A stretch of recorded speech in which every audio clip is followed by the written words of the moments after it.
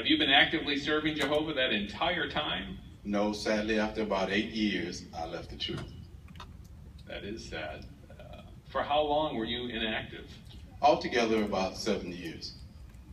So during that time, did you just completely forget about Jehovah, or were you still thinking about the truth? No, I thought about the truth, but not that much. I would at least try to attend the memorial, and that's about it. And I can remember I was a cross-country truck driver at that time. And I can remember being dispatched on a load the very day of the memorial. And as I was on my way, I was going down I-55 near Jackson, Mississippi. And I saw the friends leaving the memorial. And when I saw that, I broke down and cried like a baby, because that was the first memorial I had ever missed. Wow.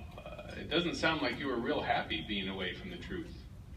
No, in fact, I thought I was dead. I thought that Armageddon would catch me out of the truth. And I was always angry.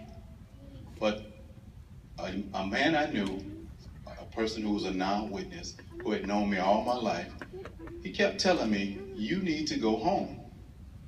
Go home? What did he mean by that? Well, I didn't know what he meant either, so I asked him, and he said I needed to go back to the Kingdom Hall. Wow. So did anyone from the congregation also reach out to you? Yes, 2 elders called me and asked me if they could pay me a visit. Now, they had called me before, but I never would meet with them.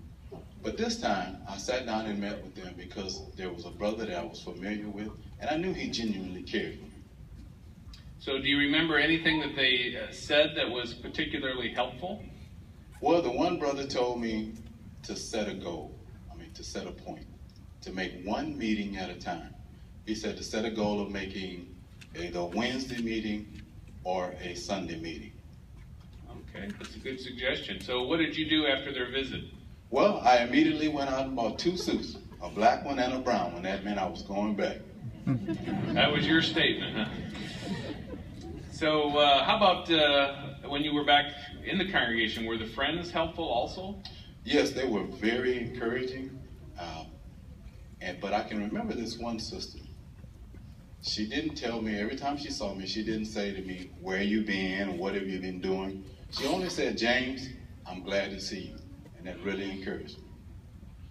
And now you've been serving as a ministerial servant for the past few years. How does it feel to be active again? It's wonderful.